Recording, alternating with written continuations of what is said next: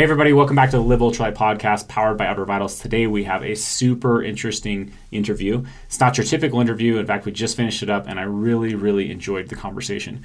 The conversation was with Glen Andersen of Youth Wilderness Experiences, and we really talked a lot about international trips, planning those, breaking down some barriers of what keeps people from going on them, things to look for. Some really good tips in there.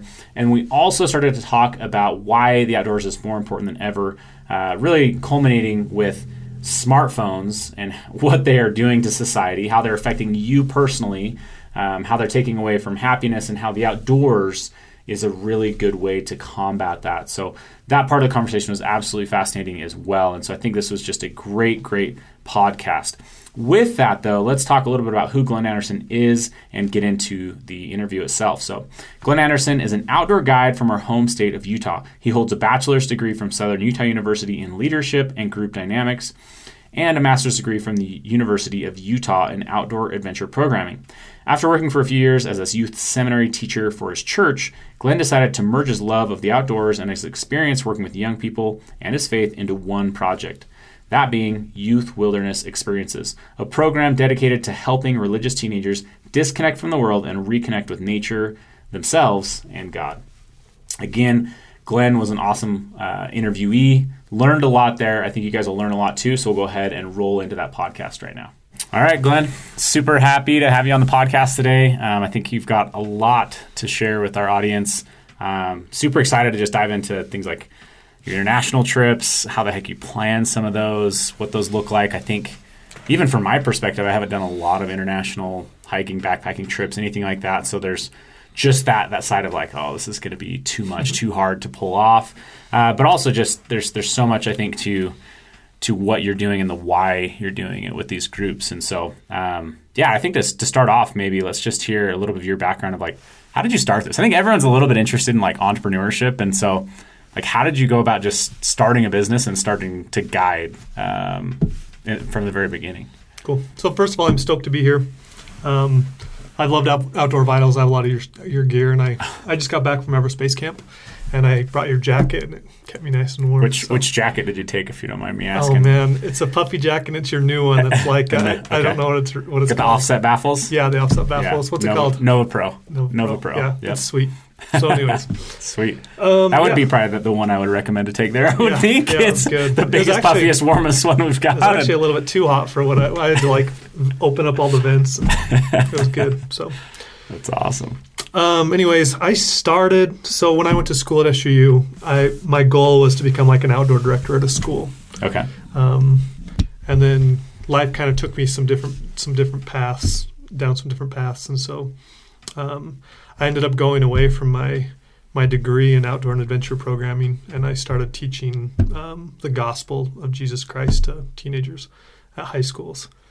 Did that for 10 years, loved it, but I hated doing being at a desk. And I liked being around the kids, but I hated preparing lessons, going to meetings, all that stuff, being around during the summer. And so I decided to combine the two things I love the most, the gospel and then outdoors. And so about 2017, I decided just to do one trip to see if it was even viable. And so I brought about 20 kids, and we went backpacking in eastern Utah, and it was a huge success. Is this just something you're doing like while you're still at that other job, or did you quit the other job? No, I hadn't quit yet. Quit yet. In fact, I didn't think it was ever going to be it was just something that I was like, hey, I want to get back outdoors again. I feel like I can connect better with youth when I'm outdoors. They don't see me as some suit. Mm-hmm. And so we went backpacking, canyoneering, cliff jumping. I think that's about it. And it was awesome. The kids loved it. Told all their friends. Next year we had 4 trips. And then the next summer after that, there was like 5 trips. And before I knew it, I was using all my vacation. That's trips. A lot of trips to do while you're just on vacation time. Yeah, so it wasn't great for my family life. Yeah. I was using all my vacation. My wife was like, hey, we can't do it. So anyways, I started looking at it. I'm like, hey, could I do this full time? And started really feeling like that's what I should do. And so quit teaching seminary and about 3 years ago. And so I've been doing it full time ever since. Was there like a number of trips you felt like you needed to have happen to make that jump or something? Or I wasn't less like how much I could make, because when I'd done a lot of trips like this for other programs. Like I worked at Wilderness Survival for troubled youth. Mm-hmm. I'd worked at some, like, I don't know if your followers are familiar with a program called HEFY or EFY, mm-hmm. AFY, Adventure for Youth. I'd worked for a bunch of different programs. And I felt like some of the programs were great, but they had too many kids. There's like 300 kids, and they were staying like dorm style. And then the other programs were really good. There were about 20 kids, but they cost like $4,000 or $5,000 a piece. So I wanted to like make it more affordable, but small group. And so I wanted to take 20 kids at a time, go out on this crazy adventure where they felt like they were out of the world by themselves. We were like our own team trying to survive. Mm-hmm. And so quickly I realized why nobody was doing small group cheap trips, because it's not really sustainable for like to live off of.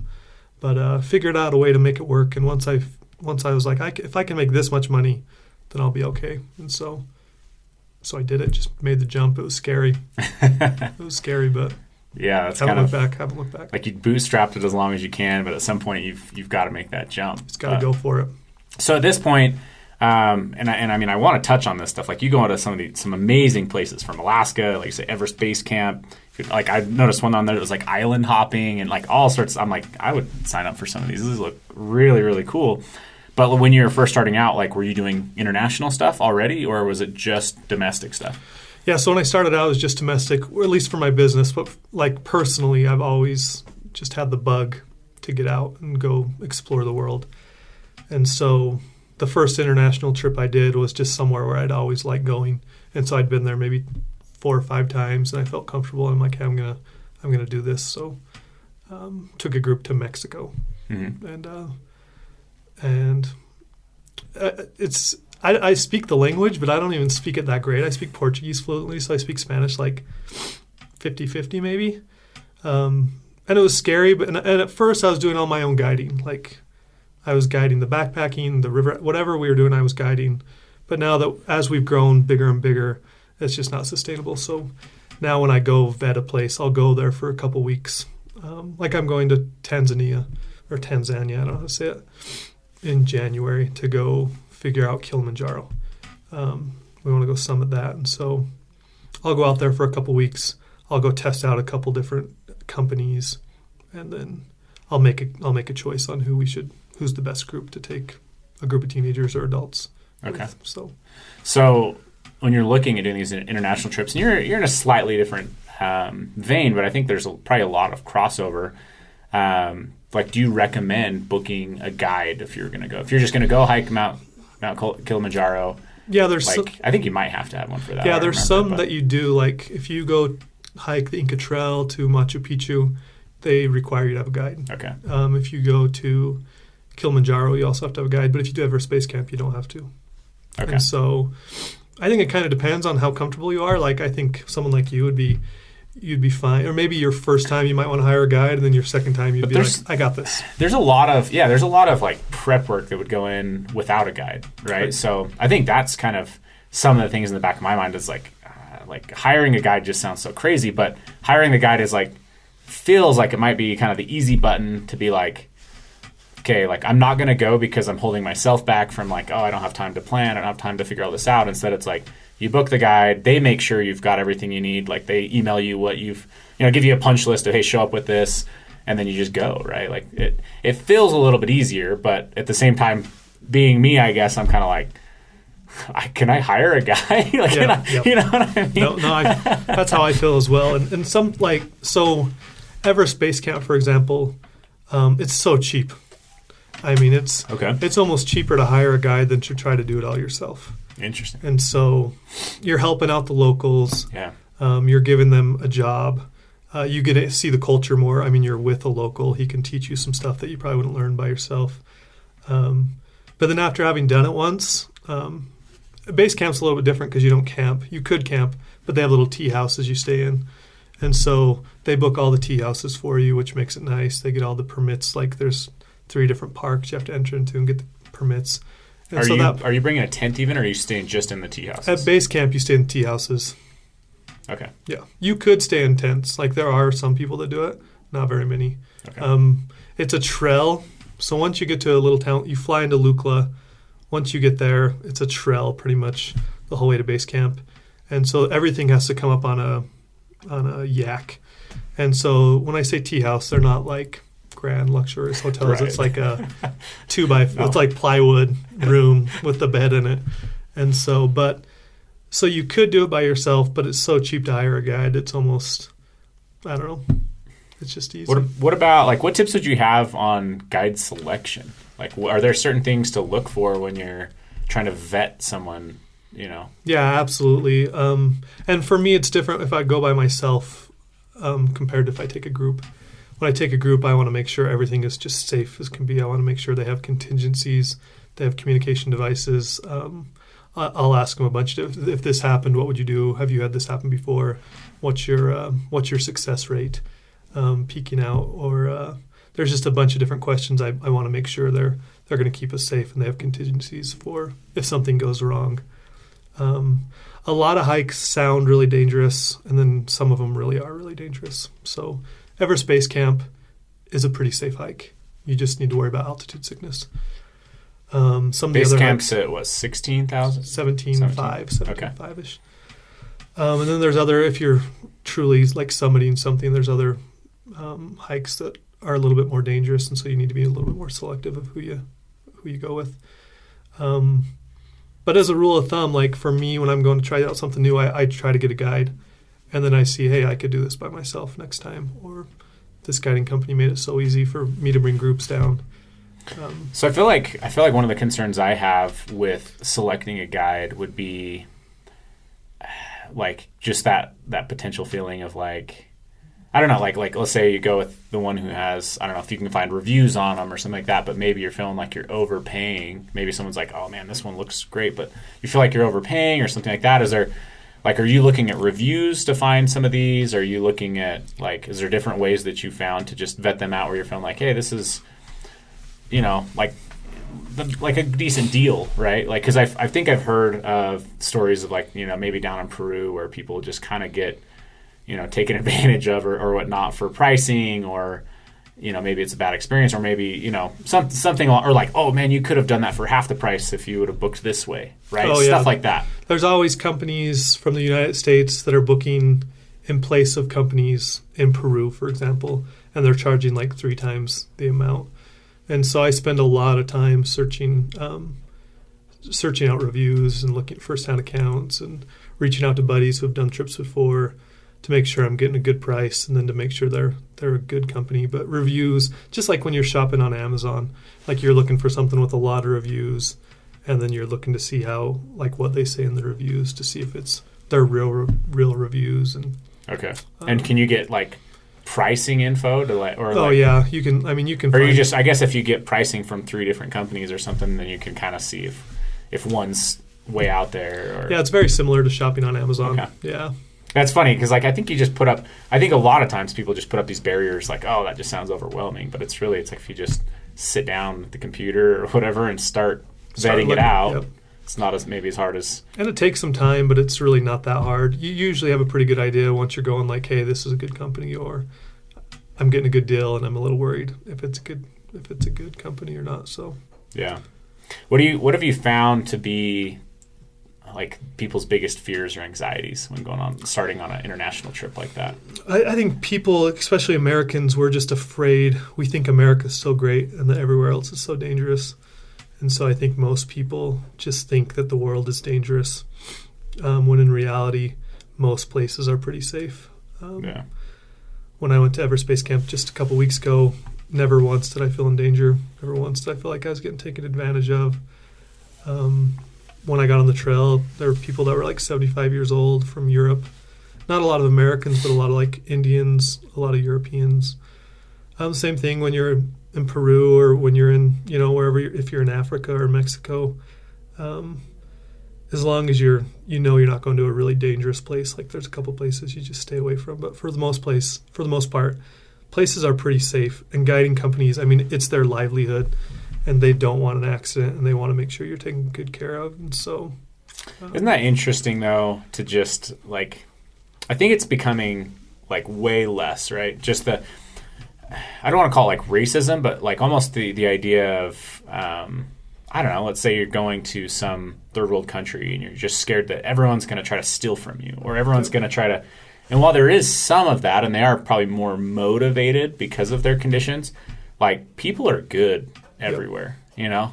Yeah, that's the thing I find the most is just like people are good. The only difference between me and you and them are where we were born. Yeah. And there's a book there's something that compels. There's just something inside people, I think, that compel them to want to do good. Like morals. You bring it into morals or whatever it is. Like it's almost like you're just born with some level of morals. Like everyone wants to do good and to be good, and yeah, like everyone's not out to get you as soon as you cross an international border. Like they're happy you're there. They're happy, they want to talk with you. They want to be your best friend half the time. You know what I mean? Yeah. Like it's crazy how safe it is. There's a book I love if you're looking. It's called Factfulness, and pretty much the whole book is how bad Americans' views are about the safety of the world. It's super good. So. Yeah, and it's true. There's so many more people that travel from everywhere besides the U.S. Like Europeans are just seems like they're born to travel so much more than us. Like that's part of their culture almost more to go on a big walkabout in life at some point, and whereas that's just not a thing here in the U.S. So, and if you look at the media, like you might see something in Mexico that's dangerous, and you're like, oh man, Mexico's really dangerous. And there are parts of Mexico that are dangerous. But the same thing happens in Mexico. They'll see, like, when the rioting was going on at the Capitol.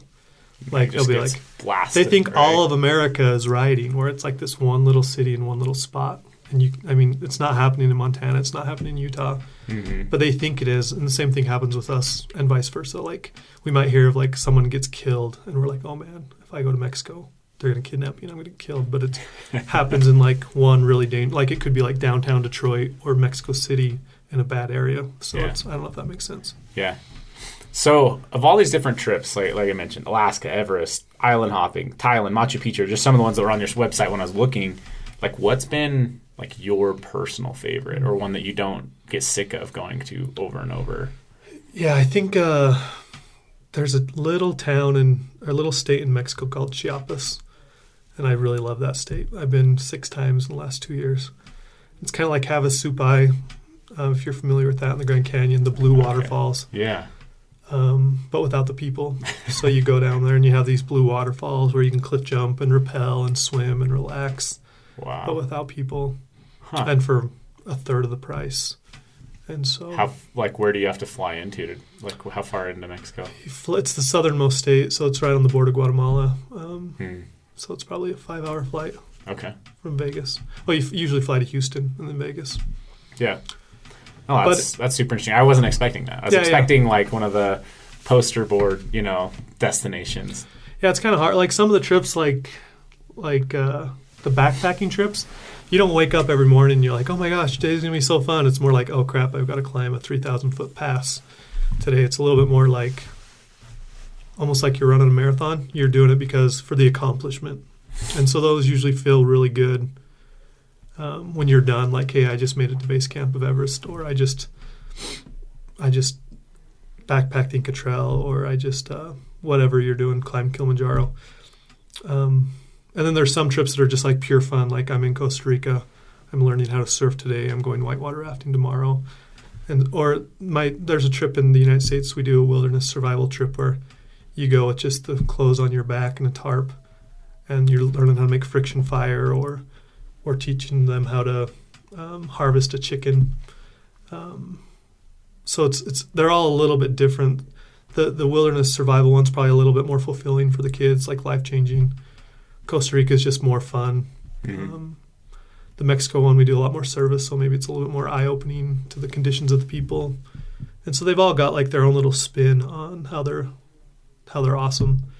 But yeah, if I was just like, I'm going to go back there. In fact, I'm probably going to take my kids in February. They're 4, 6, and 8. That's a whole nother to Chiapas. Aspect is just year-round. I mean, if you hop on a plane and you can be somewhere where it's a whole lot warmer, right? Yeah. Like here, we've learned how to adapt and backpack in the cold, and I do love it. But at the same time, sometimes like if you're going to take a vacation, like to go somewhere Go warm is kind of a nice break. Or some people are just like, I just won't travel or backpack or whatever in the cold. Like, it's just not for me. That opens up a whole new avenue. Just one flight down and you're there. So, I imagine too when you're backpacking, you're probably like carrying extra or safety stuff and right. So like, just curious, do you ever like weigh your pack and like what it typically? Yeah, it depends on. So if I'm doing a domestic trip where I'm the guide, my pack is way too heavy. But if I'm going out with a guiding company, I make sure to see what they have, and then I'll probably usually bring like an extra pick and choose quilt, a good first aid kit, and so my pack isn't that heavy. On some of these trips, like Everest Base Camp, you have porters or Sherpas that carry your stuff, and so your pack's you basically have a day pack, right? It's a day pack, and so really some of the hardest hikes you'd think aren't that hard because the people that are carrying your stuff, like you go over to the Tushers in Beaver and do a way harder hike than anything. Like you're carrying your own gear, you're going up over 12,000 foot peaks, and those hikes are harder than some of the big hikes that you think would be really hard because of the accommodations they make for you. So, are some of these hikes, in your opinion, like too commercialized? So we'd have to go through each one, right? And part of the reason I like Chiapas is because it's not very touristy. Mm-hmm. Everest Base Camp, I was blown away by how many people were on the trail. Just like did not even comprehend the amount of people that were going to be there. Same with the Inca Trail. But when you get off those trails just a little bit, like the Inca Trail is really famous in Peru. Base Camp is really famous in Nepal. But there's so many other trekking paths just like going to just as beautiful places. And once you get off that trail just a little bit, then it seems a lot less commercialized. Yeah. Will guides do that? Like, can you get so you can find ones that are taking the long way around or something? Yeah, absolutely. Okay. It's just a time commitment. That's the hard part. Base Camp's it's 15 days, and so if you go off the trail even just a little bit, it adds 2 or 3 days. Holy smokes! Yeah, because you're going like a whole other range. Is a lot of that just because of the amount of time you have to take to acclimate on like Everest Base Camp? Yeah, the travel time to get there is like 2 days, just flying, and then every 1,000 feet you're supposed to acclimate for a day, and you hike high and camp low, and so if you're going over 1,000 or 2,000 feet, they have you stay for a day in a place and just acclimate. But it's pretty cool because they have these little villages where you can kind of go explore and meet the locals and stuff to do. You're not just hunkered up in a tent or And Nepal is cool just because when you go to Mexico, they're selling you little trinkets. In Nepal, they're selling you puffy jackets and crampons, and it's cool. They've really adapted to the crowd. Yeah, put the right product in the right place. Apparently, we need to put a shop out there on the trail. I'm not joking. There's a little town called Namche Bazaar. If you put a little shop there, it would blow up. That's funny. We actually have a grant right now with the state of Utah to like expand internationally, and we've primarily the research has come back to like look into like expanding into like Germany and stuff. But that'd be funny to just plop. Namche Bazaar. Look at this town, Namche Bazaar. I'm telling you, it's this crazy little town. You have to hike to get to, but there's so many outdoor gear. Like Patagonia's there, North Face is there. And all these hikers from all around the world, they all have to stay there to acclimate for a day. And they're just blowing money and buying gear. And a lot of people don't bring gear because they know they can buy it in that town. Oh, they're just going and getting kitted out right there, huh? Yeah. Wow. Yeah, I'll have to look into it. That'd be interesting. That's just another reason I need to go for myself, right? Yeah, you should go. Go do some business research out there. Yeah, business research. Yeah, that's the best thing about the field you're in. That's what I was going to say is you get all the same benefits, man. Business research. You get it. And I appreciate you coming on. This is kind of your off season right now. You're taking basically signups for next year. Yep. At this point. And so I don't know if I asked you this, but how many total like trips do you think you'll do next year? Oh, next year I think I have 12 or 13. Okay. Do you go on all of those? I used to. I don't anymore. Okay. So I have some trip leaders that go in my place, and then the local guides in the countries or the places we go at. One of the guys that I've actually interviewed on this podcast, Brandon Gilman, I guess he's worked with you before. Yeah. The BYU head soccer coach. Yep. He was like, you need to connect with this guy. I'm like, yeah, I know that guy. Yeah, he came on we do a trip in the east side of Zion where we go canyoneering, and he was one of the leaders for me. Nice. He's a stud. Yeah, but people like him. Yeah, They kind of go for me. That's cool. That's nice. But now you're telling me before we hopped on the podcast, you're like, you're not wanting to grow past this stage, or like, man, I don't know what I want to do. That's the conundrum of business, right? I think people think like there's a calling in life, that this is what you're made to do. And I view life more like you wander around and you find something you like and you just focus all your energy on that one thing until you know that's what you want to keep doing, or you want to wander somewhere else. And you just do as much good as you can in that one spot, and then when it's time to move on, you just move on. I think it's hard. I think a lot of people hold on when they don't need to hold on. They're scared of change or moving or growing. And so I love where I'm at right now. And I want, we call it YWE, Youth Wilderness Experience. I want it to always exist. I don't know if I'll be the one that'll be pushing it forward forever, but for right now, I definitely will be. Yeah. It's interesting. So, I mean, just speaking of change and pushing people and stuff, what's it like? I mean, part of what you're passionate about is obviously like the religious side of this, bringing them out, letting them, connect with God and just disconnect too from everything else. But like, what's it like, I guess, to bring these kids out and see that disconnection and then reconnection with themselves, and maybe just for some of these people, it's probably their first time really spending time outdoors, and how many of these kids do you think leave this experience and like join a life full of outdoor adventures versus like, no, this is just the one and done, right? Because it's hard to, right? It's like the difference, I guess, of giving a man a fish or like teaching him to fish, right? But like you can't make these kids. I guess I'm asking a little bit selfishly on that front, because a big focus for us here at Outdoor Vitals is to try to get people outdoors, experience this disconnection from technology and reconnection with themselves. But it's and we even have funds to put into this type of stuff. But it's like, where do you put it where it goes the farthest, right? And so I guess circling back around, like how many of these kids that you do take out do you feel like stick with the outdoors? Yeah, I wish I need to track that better. I wish I had a better way to track that. But the kids these days, they grow up different even than we did just however 10, 15 years ago. In 2012, when the smartphone got introduced, it's crazy to look at the studies, what's happened with depression, suicidal thoughts, anxiety. There was just a big study yesterday on CNN about from 2016 to 2021, suicidal thoughts have gone up 59%. And holy smokes. And those in are 4 years. Yeah, those are just the people that, and I mean, COVID has a bunch to do with that as well, but those are just people who actually went to the emergency room for their suicidal thoughts. So that increase has gone up almost 60%. It's like not just, I think about it, but like I'm in trouble. Getting treated, getting help. Yeah. Holy cow. And so the kids are growing up in a little bit different of a world, and so I think they don't have a lot of them.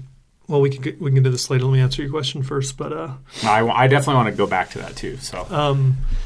So my program's a week long, sometimes a 2 week long program, and I don't think it's long enough to create a sustained change in somebody. But what I hope it's like is more like when your cell phone's a little buggy and you turn it off and then it works good again. I hope it's more like that. Like they get a taste. I like the way this makes me feel. And we talk a lot about like, hey, notice how you feel different. What's different? I'm connecting with people around me. I'm outside. I'm exercising. I'm doing something. Do you have like a phone ban? Yeah, no phones on my trips. No phones, yeah. And so... give them like a pager. Yeah. Here's a nice little watch. A pigeon if you want to send a note home. Even if you gave them like a Garmin inReach, they'd be like trying to text text somebody. Text off of this, cycling through A, B, C, D. Okay, that one. So there are kids that like come back year after year after year, and it's easy for me to see that it's like created a change where they're like, I'm in the outdoors now. Like I am a canyoneer or I'm a whatever. And a lot of my trips now, I'm kind of trying to change the focus a little bit, like the Caribbean trip where they're island hopping. They get scuba certified on the trip. And so it's not only they're going on a fun trip, but they're learning a skill that hopefully they can change. And I'm trying to do the same thing with my canyoneering classes where they're not just coming and having this crazy adventure, but they're also learning skills so they can go home and practice them. And then they can start a lifelong habit of getting in the outdoors. So. All right, it's like you can't, like a big part of inflicting change is like their family dynamics, their friend dynamics, their school dynamics. And it's like that you can't touch any of that, but you can give them that taste of, maybe what they are missing, and they can be aware of that and hopefully build on that. But and it's like so I love sports. I play sports. I played soccer all growing up. But once high school is done, it's really hard to unless you're really good, continue to play. I played through college and a little bit, but even now, it's still I love to play, but it's really hard. And the great thing about outdoors is you can do it when you're 50, 60, 70. You can find things that you can do. So if you can give a teenager a hobby when they're 16, 17, 18, that'll last their whole lifetime. Something happens to a lot of adults when they're about 25, 26, or they get their first knee injury, where they can't play their sports anymore, and it really affects their happiness. It really and they don't have anything to go to. And you see it physically, right? Yeah. I mean, just like a light switch, it just starts to change. And so if you can do something as a teenager to get them outside, where it's an individual, I can go hiking, I can go I can go scuba diving, I can go whatever it is. They can do that their whole life, and it will increase their odds of happiness. I don't want to get on too big of a tangent with this, but I do think there is some. I find that a lot of people that played sports can make a switch into something like the outdoors, and I think a part of that too, like at least the ones that get deep into it or like get more consistent with it, is maybe just some of the goal setting and challenge oriented mentality that comes from sports. But yeah, I mean, I think that's just one other thing to throw in the mix. Of like the people that I see get really passionate about the outdoors, they find something to set a goal for, or to set some kind of, something that pushes them. Because like everyone I think knows that if they just went outdoors more often, they'd be happier. But like that just gets drowned out by all the noise, right? Unless you can set bigger goals. Right now, I mean, personally, I ran an ultra this last summer, and that was a massive driver for me to like exercise, get outside and run in the mornings and do things like that. And right now I'm in this like flounder stage where it's like, oh man, I got like the holidays coming up. That's like the worst. And this, and it's like, and it's easy to be like, outside. Oh, I'm going to wait till January, Yep. And so I like pushing, but I'm like, man, it's taking more willpower right now to get outside than it normally does for me. And I know that it's because I don't necessarily have like a big trip planned, a big adventure planned, something that I'm working towards. So just to bring it back to that sports thing, I do think that I've personally seen some of that. It's just, I think it might be because of they're a little bit more challenge oriented. But for those of you listening, I think that's the biggest way to get outside is find some kind of a goal or a challenge something that you just want to do. Bucket list, maybe it's to go trekking through Iceland or something. Like put that on the wall, and just move towards it, and it'll help you get outside. But yeah. There's maybe you don't want to go. I'll take 10 seconds on this, okay. But there's a principle called flow. Have you ever heard of flow? And flow is where you engage in an activity that's hard enough that it takes all your focus, but not so hard that you get overwhelmed. And what the research says is you need to do that 3 or 4 times a day to increase your to be happy. And teenagers are usually and young adults are usually really good at engaging in flow. Some people get it from mountain biking or ceramics or sports, ultra running. But as you get older, it gets harder to do those things because of work and because of whatever, kids.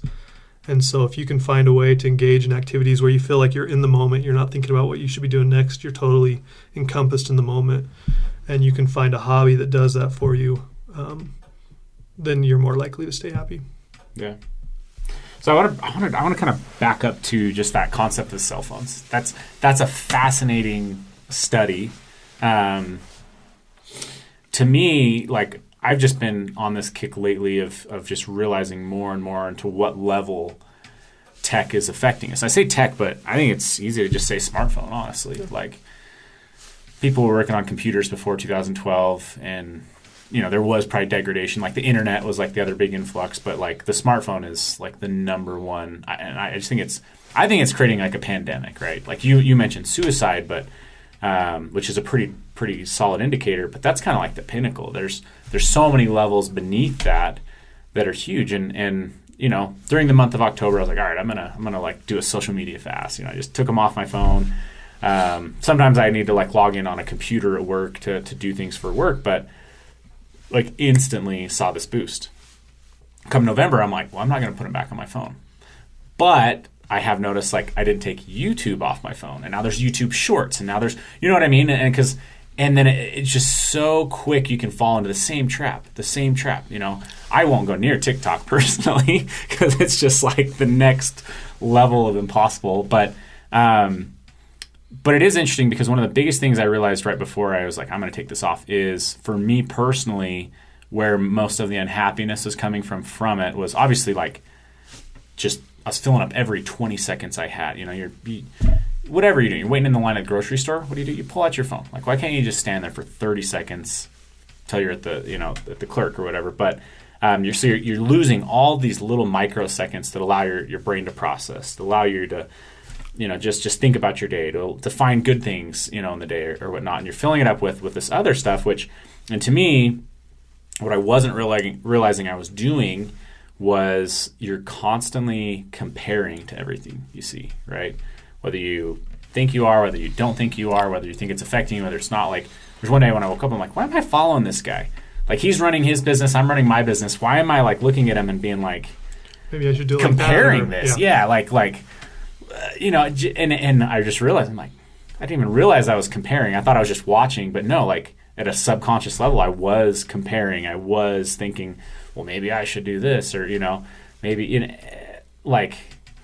maybe I should just go buy a new truck to buy a new truck. You know what I mean? Like just to have, and it was really stupid because when I like really sit down and logically think, like if I want to make a big decision, a lot of times I'll just sit down, really think about it, really think about like what new life experiences something could give me, like what's the real benefit, how long will this, like if I did go buy a new truck, how long will the joy of that new truck really last with me versus something else? And I'll look at it that way. And usually like a new truck is not high on the list when you really peel back the layers, but then you get sucked into this where it's like, no, I feel like I need one, so that because it's this constant little comparison, constant dopamine hits, and I honestly think it's a pandemic, and we're still at the beginning of it, I think. So, and it's crazy. Like for me and you, we can see the difference. Like when I'm off my phone and on my phone, like I can see a difference. Like there's a problem here. But for teenagers, they're born with it in their pocket, so they start to feel sad. Have bad thoughts, and they just don't understand. They can't make the connection like me and you can, and so it's really crazy. You said we're at the start of this like pandemic, and I think you're right. I think 50 years when we look back from at this point, we're gonna be like, what were we doing giving kids smartphones? Why are we stupid enough to like? And the science behind it is pretty. They have neuroscientists that are developing these apps, right, to make them as the same people who that are inventing slot machines and how to make them the most addictive as possible. Like all the different actions that are more likely to get you to continue to play are the same people that are making Instagram and TikTok, and their sole purpose is to get a kid to be on there as much time as possible. And they know well what they're doing. They know that their product is causing anxiety, depression, and their goal is to get that kid to get as many dopamine hits as they can, so they'll continue to go back on it. And not just kids, adults, us. Well, what's interesting about that too is I heard this quote the other day. If you don't pay for a service, like if you're not paying for a product, then you are the product. You are they're right? Mining you, right? That's all that it is. They're mining us so that they can charge businesses like us ad money, right, to spend money on there. And it's like that's just like to stop and think about that for half a second too. But don't be a sheep in their game, right? And I it's not like I don't have a smartphone. I use it all the time. But it's something that you have to always constantly keep in check. Yeah. And so I study happiness a lot. That's kind of what my goal is, to help as many teenagers just to find a better life. And there's 4 main chemicals that our brain releases to make us happy. Dopamine, And dopamine kind of gets a bad rap because it's kind of the habit that you can like get addicted to something because of dopamine. But it's really important for motivating. So dopamine is one. The next one is serotonin. And serotonin's kind of like that, what do they call it? Like if you do something great, it's like your achievement. It's like makes you, I wrote it down, I can't remember. Yeah. It's like a sense of pride. Like that's when your serotonin's released. Okay. There's one called oxytocin. That's the hugging drug. That's what makes us want to be social, connect with others. And then there's endorphins. And endorphins are when you're doing that hike and it's like 30 below and you got to hike another mile and it's just super uncomfortable. And then you reach the top or you reach camp and all of a sudden you're like, it just feels good. You have to feel that uncomfortableness first, and then the endorphin hits later. You're an ultra runner, you probably feel that. You know, runner's high. It's called a runner's high. Yeah, it's actually what endorphins are. Runner's high, and those four chemicals are constantly being released into our brain, hopefully to help us be happier. And what social media does is it takes the other three away and just focuses on dopamine. And so when we go outside and we challenge ourselves and we go out with others, and there's less distractions, so we have to focus on each other. It really focuses on serotonin, oxytocin, and endorphins when we challenge ourselves to do things that are hard. And so the science behind getting outdoors is really powerful. It's activating all the parts of our brain to release more chemicals that'll help us be happier. And so when you go outside, you're more likely scientifically to feel happy because especially if you have a goal in mind, like I'm going to hike that peak, or I'm going to mountain bike this trail, even if I'm just going to walk this path and I'm going to connect with my friend, the chances that you'll come away from that is just happier. All these, I won't call them critics, but these guys are like, why? Sometimes we'll get a bad rep because we'll be like, we've done a handful of things where it's like challenges. We're trying to like accomplish this section of trail or whatever, and we have a timeline. Like we can't really just be out there on trail all the time with families and jobs and stuff.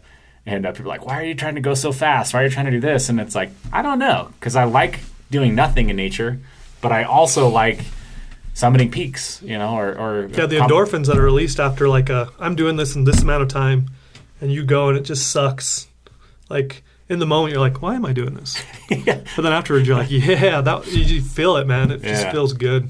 That's interesting because I like all of it, but I'm like, sometimes someone will pose a question like that, and you're like, I don't know why we push so hard sometimes, but I have learned to like it. So, and in America, we live in a world that's so comfortable that if you don't get out of your comfort zone and you're not doing those hard things, if you're never like, oh crap, I don't have enough money to pay the bills, and so you bust your butt to go pay the bills, then those endorphins will probably never get released. And if your goal in life is to create a lifestyle that's so comfortable for you that you're never doing hard things, then that's one of those four chemicals that will stop being released. And you'll think you'll be happier because you're living a more comfortable life. You have the new truck. You go into work when you want to. But in reality, your happiness will probably go down because those endorphins aren't being released as much as you want them to. Yeah, I think that's really interesting. I find that a lot of times, like I do. I think because life is so easy, it becomes gray in some ways. I also think that, just take it in the form of, bring it back to religion for just a second. Like with life being so easy, like people need God less, right? Like before it was like you had a bad crop or something like that and you guys were going to like struggle to survive through the winter and stuff. It was like you're just constantly praying for help, and you needed a God. And now where we just have so much, there's so much more science out there too to look at. There's so much more just easiness in life. The need isn't there, and so then you can quit feeding into your faith side of your life, or praying or whatever it is, and pretty soon that just starts to fade away to then lack of any belief, right? Faith's like a muscle. If you stop using it, it'll eventually die. Yeah. It is. It's just so true though. I think more people need to do more hard things. Like people, as I got into running and started to just question like why I run, and it's like, well, I'm honestly the worst at running. Like I'm 200 pounds, I'm tall. Like I'm like, I never ran before. You know what I mean? Like I was a thrower and a lineman in football, and so when I look at like why I run, it's like it's just purely the challenge of it, and just purely like wanting to experience the down so that you can experience that up. I think luckily, like you say, as someone who grew up being able to see both sides of that coin, that's a huge advantage versus someone who has never had to endure the hard things and then got to experience the high, or maybe they only experienced hard things. Like that's a whole nother conversation, whether you experience just the highs or you're just living in the lows, right? But being able to experience both sides of that, I think for me has been a huge advantage in my life. Just I had some chances in my life, I think, to take big wins, and I could recognize those as wins, and then I got addicted to that feeling, right? I don't remember the serotonin or the proud, you get proud of something, and then you realize like, holy cow, if you work really hard, you can accomplish something, and then you can get that feeling again.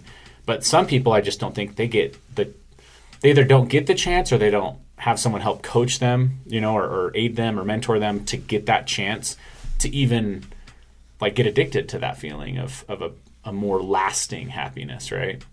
Yeah. The society we live in, man. It's just, America's the best. I love living in America. I mean, I'm in Nepal and I'm watching this Sherpa carry like 200 pounds of wood on his back. And I'm like, oh my gosh, that guy is so strong. And if I would have followed him home, he probably is a really happy dude. And I wouldn't change, like I probably would never trade my life for his life. Even if I knew, like let's say I could scientifically prove he was 100% happier than me, I still wouldn't trade my life for his, because comfort's one heck of a drug. And we love it. We love it so much. And so it really takes, like, you have to intentionally live putting, like, you don't want to, like, make your life crappy, but you want to always be challenging yourself and pushing yourself physically, mentally, spiritually, so you're more likely to live a happy lifestyle instead of get stuck in this comfort zone where everything's comfortable and we'll never escape it. It's kind of like the monkey with the hand. Like he's got that thing, he'll never let go. I think we just don't want to let go of the comfort. And so to start running ultras, or to go out and hike, or to start a new hobby that pushes you is one of the key ingredients to a happy life. Yeah. I think in my youth, when I visited, third world countries, it was like, oh man, we need to fix them. Like we need to bring in stuff to them, right? And even in the, we've given charity water a lot of money over time to build wells, and that's like as much as I really wanted to do, because it was like I saw like the health side of things, and it's more about a health thing than like increase their happiness, their comfort. But at the same time, it is a really interesting question. I think as I get older and society changes, because when I was spending a lot of time in third world countries, it was 2010, 2011, 12, really before that age of smartphone hit hard. But now, like, so it was like you come back and you're like, oh man, like how do you help those people? And now it's like, holy cow, like maybe they were happier. Maybe they got stuff figured out. Maybe right? they got life figured out, and we're the ones that are screwing up at this point. Maybe they don't have their needs all met. Right, like they live a hard life, but in a lot of ways, and I don't think anyone would want to trade places with them, but in a lot of ways, a lot of them are very happy people still. Like they're experiencing both sides of that, and they're living a pretty fulfilled life. Like I imagine at the end of their days of work, they feel very fulfilled, versus I think a lot of people in this day and age leave work and they don't feel that fulfilled, right? Yeah, and there's, what's it called? The pursuit of happiness, right? In America, I think somewhere along the lines we got confused with the pursuit of success. And success doesn't bring happiness. But kids think it does, so they get so stressed out about grades, so stressed about college, that happiness is, once I achieve this success, I'll be happy.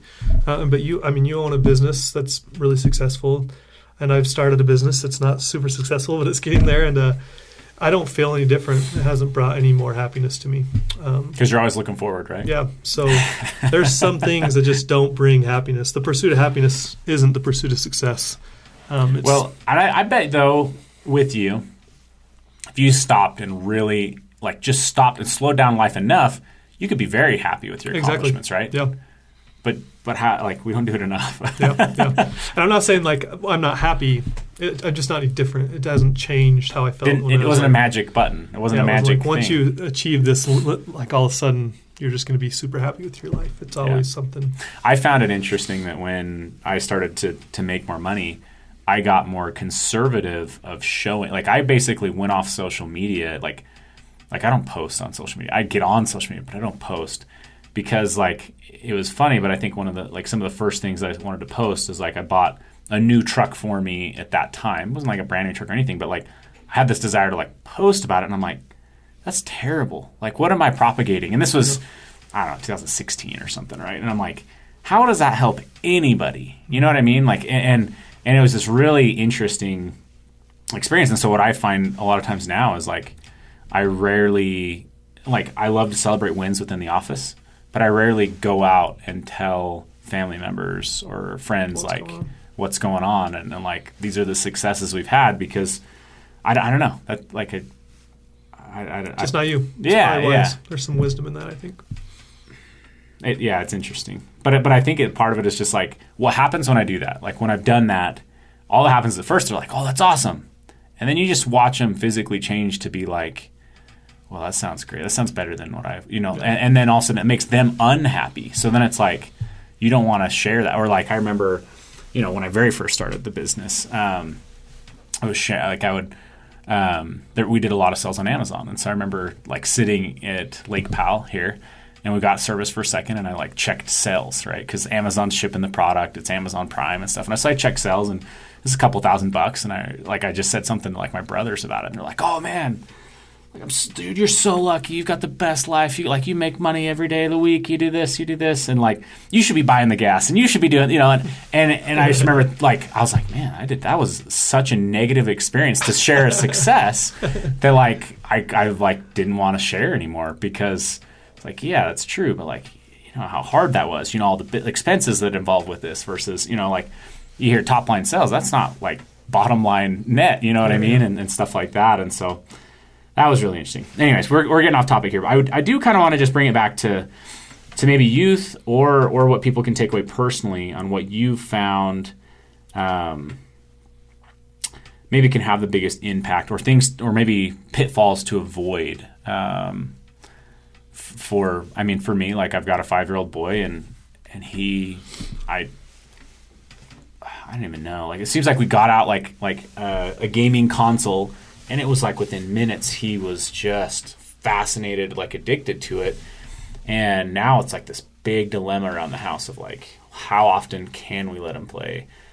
Sometimes we'll take it away for like a full week. Sometimes it's like, okay, you can play on weekends. Sometimes it's this, and like, I'm as a dad, I'm, like, freaking out about this. I'm like, how can he be so quick to latch onto it? Like I had like a PlayStation 1, and I remember playing it, but it wasn't like I wanted to even play it every day, right?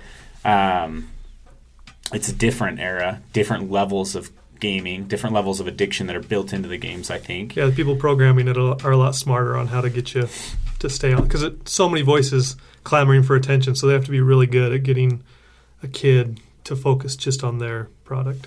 Right. It's a different ballgame. So I got to maybe refine this question a little bit. What would be, like, your top tip from what your experience of bringing youth into the wilderness? What do you feel like is the number one thing that impacts or changes them? It might be repeatable even for people listening.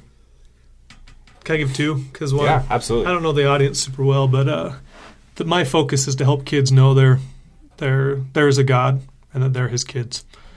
And so the most impactful thing I've found for kids is at the end of our trip, I give them time, an hour, just to go out by themselves where they can't see anybody else and just connect with a higher power.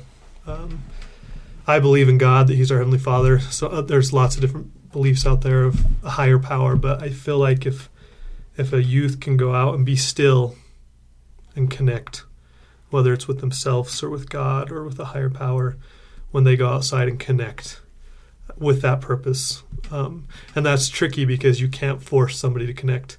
As a parent, I can't say, okay, now is your time to go connect. If they don't want to connect, they're not going to connect. But there is power in a kid just going out and being by himself outside. And it's hard because in our day and age, we're so scared that people are going to get hurt. But I remember when I grew up, my dad would take me to the Uintas for week-long backpacking trips. And when I was about 14, he gave me a map and said, "Where are you going to go today?" I'm like, "I think I'm going to go to this lake and this lake." He's like, "All right, be back before dark." And sometimes I go by myself and sometimes I go with a friend. But it was in those moments where I really found myself. I gained confidence that I can go outside and not be afraid and have a good time and connect with, be okay with my own thoughts, connect with God. And so I think there's power in just being intentional of why you're going outside sometimes. I think just to build on that for your next point too, I think for me the takeaway there is I've found that some of my favorite trips, I love going with groups, backpacking. I love spending time with friends outdoors, but I have a really strong pull to solo trips as well. And what I found in the last couple of years too is I even have to be mindful of those. I like to listen to audiobooks. In fact, that's actually been I listen to business or those types of audiobooks a lot at home. But then when I go out on a trail like that, sometimes I like to put on a fiction book and just get lost in the world. Just get lost, right? Yeah. And I love that. But then even lately, I've had to realize that sometimes that's not even the best. Where I need to put it completely away and just look at the leaves and look at animals and be completely present. Mm-hmm. And that's a hard thing to do. And I think hopefully that's something that we at Outdoor Vitals can help people do with, whether it be with gear or the education that we try to provide on podcast, YouTube, to feel comfortable to go out on your own. Because I think if you're not, you're missing out on something. So, okay. Yeah, I wish you guys could meet my dad. He's just always, people are always like, "You're going to die in the wilderness by yourself." He's like, "Okay, that's fine. That's kind of how I want it to happen." But place, right? Yeah, and he's a great man. But there's power in there's so many distractions. So there's so much power in just getting rid of all the distractions and just being alone with your thoughts for a little bit. And then with kids, they need connection, whether it's with themselves or with others. And when you can go out, especially with mom and dad, kids. And so when you take your kids or your friends and you go out and you're camping, even if you're car camping, and there's nothing else to do except sit around the fire. Nobody can go home. Nobody's thinking, how do I get out of here? Everybody's present and they're just in the moment. And it's such a great atmosphere to connect. And that's what I love the most about the outdoors is it's just the perfect playground for connection. And so when I go out with my friends or if I'm by myself or when I'm with my participants, it's so much easier to connect if you can get rid of the distractions. So as a parent or people who are listening, if you can intentionally create an atmosphere when you go outside that breeds connection, no matter what type of connection you're looking for, it'll create a more fulfilled life, or it'll fill the holes that are.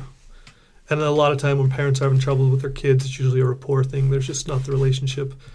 And if you can get your kid out there, and the fight to get them off their phone will probably be hard at first. But if you can ask them what they want to do and they engage in activities they want to do, whether it's sandboarding or backpacking or jet skiing or whatever, just find what they want. You're going to connect with them. And then that connection will bring love, and that love will bring happiness and fulfillment. And that's why the outdoors are so great. Yeah. Well, I think this has been fascinating in so many ways. I think the conversation, honestly, I was not what I had planned for this. I knew that it was there, but really enjoyed both parts of this, whether it's talking about international stuff or just, this what do I call it, pandemic that I think we're really facing. And whether that's, I think to some extent, if you're listening to this podcast, that 100% affects you, but it also affects those around you. And I think if you listen to this, then you've got the power to help yourself and help others too. So help people get outside, help them connect. Don't be afraid. Yeah, if you've always wanted to go to Thailand, book a ticket over there. You're going to be okay. You're not going to die. Yeah, and you're going to come home so happy. It'll be worth the money. It'll be worth the time, the sacrifice, or wherever you want to go. Maybe it's even just Yellowstone. It's worth it. You don't need to be afraid. The more you do it, the less scary it'll be. Yeah, and I'll be the first to say too, money's a factor in all this, and you don't need every piece of gear to make something happen, right? You've got the tools from between our YouTube channel and this podcast to know how to take Walmart gear, buy it right, use it right, and you can still go and experience all sorts of things at a very high level. So keep that in mind as well. Yeah, we invest money all the time in like Netflix, education, but it's worth investing a little bit of money into the outdoors and just well-being of yourself. So for sure. Well, I really appreciate this, Glenn. Again, people can find your website. It's youthwildernessexperiences.com. Wildernessexperiences.org. .org. Jeez. Yeah, that's okay. That's the name of the business, Youth Wilderness Experiences. Correct. Wildernessexperience.org is the website. Why we is what we call our business, just for short. Okay. So @WhyWe_official at Instagram is our Instagram handle. @WhyWe_official Instagram. And real quick, who's most likely gonna like book these, or who's your target client, I guess? Oh yeah, so target client for our trips are usually 15 to 19-year-old teenagers. But then like Everest Base Camp is an adult trip that they can bring their kids if they want. And we have other adult trips to Thailand and stuff like that. So pretty heavy LDS culture here in Utah, but would you suggest like anyone Christian to still come? Yeah. Even even though most people that sign up are Latter-day Saints, because that's we live in Utah, our focus is more on connection with God. And so I think most Christians would feel really, really comfortable at our trips. That's awesome. Okay, well, I really appreciate it, Glenn. I think you keep going and studying. I want to re-talk about this, so maybe we'll have to bring you back on and just talk more about mental health down the road, because I think it's something that we want to talk about more here at Outdoor Vitals, because to us that is the impact that we're having is improving lives with better outdoor experiences. So again, really appreciate it, and hopefully we'll catch you on a future episode. Likewise.